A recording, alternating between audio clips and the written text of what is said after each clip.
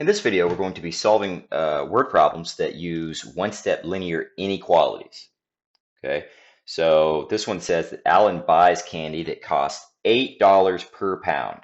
He will buy at least 12 pounds of candy. What are the possible amounts he will spend on candy? Okay, so it says the candy costs $8 per pound and he will buy at least 12 pounds. So first, what is 8 times 12? Okay, so 12 pounds at $8, that's 8 times 12. 8 times 12 is equal to $96. Okay, so that, it says, is the least amount that he will spend. Okay, so he will at least get the 12 pounds at $8, so at least $96. So we can say that C is greater than or equal to 96. Okay, and the reason we put the equal to sign on this is because it said at least. It did not say he will buy more than 12 pounds. It said he will buy at least 12 pounds. So that's 12 pounds or more. So that's where the line comes in. Okay. Second question, Amanda will run less than 28 miles this week. So far, she has run 12 miles. What are the possible numbers of additional miles that she will run? So we know that she's going to run less than, strictly less than, 28 miles.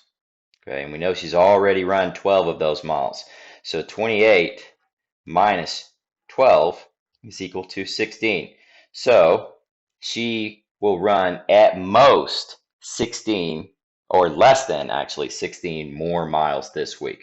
Okay, because she's going to run less than 28. She's already run 12. That leaves 16 miles, but it does say she'll run less than this, so it'll be less than 16. So T is going to be less than 16. Okay, the reason there's no line this time is because it said strictly less than. It didn't say Amanda will run 28 miles or less. It just said less than. So not 28 miles, just less than 28 miles. So no line underneath here. Okay. Third problem, Nicole buys candy that costs $6 per pound. She will buy less than 10 pounds of candy. What are the possible amounts she will spend on candy? So we know she'll buy less than 10 pounds, okay? But if she did buy 10 pounds, how much would that be? Well, it would be $6 a pound times 10. So 6 times 10 is equal to 60, okay? So if Nicole is going to buy less than 10 pounds, then she's going to spend less than $60. Okay, so if that's the case, then C is the amount for dollars. So C will be strictly less than $60. Okay, the next three problems, we will be solving a word problem using a two-step linear inequality. Okay, so this first problem says Keiko's fish tank has 15 liters of water in it. She plans to add 4 liters per minute until the tank has at least 55 liters of water in it. What are the possible number of minutes Keiko could add water? Use T for minutes. Okay, so if the tank already has 15 in it and Keiko wants it to have at least 55, well, how much is that difference? How much needs to be added just to get it to the 55? Well, that would be 55 minus 15, which is 40.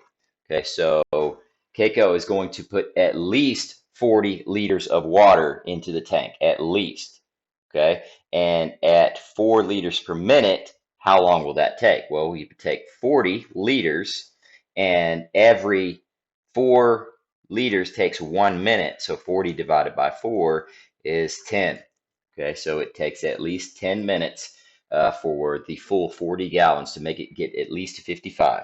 So T is going to be greater than or equal to 10. The reason we put the equal sign under here with the inequality is because it said at least 55. It didn't say more than 55. If it would have said greater than 55, then we could not have had this line. But it said at least 55, which means it includes 55 as a possible solution. So there's the equal sign. Next question. Lisa wants to rent a boat and spend at most $93.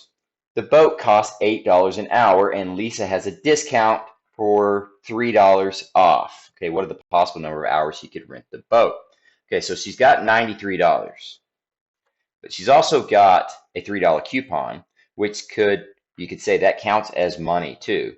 So in terms of how much spending power Lisa has, she has got the $93 plus the $3 coupon, which is $96.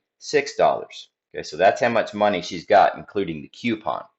Okay, it's $8 per hour. Okay, so how many hours or how many hours can go into this? Which means how many $8 can go into 96. So let's divide 96 by $8. This is money divided by money, right? Okay, and that's going to be 12.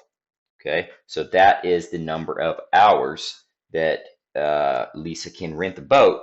So T, the number of hours, will be at most 12 hours. So that's this, less than or equal to 12. It could be exactly 12 hours or less. It can't be more than 12 hours because Lisa does not have enough money to go past $96, which gives you 12 hours.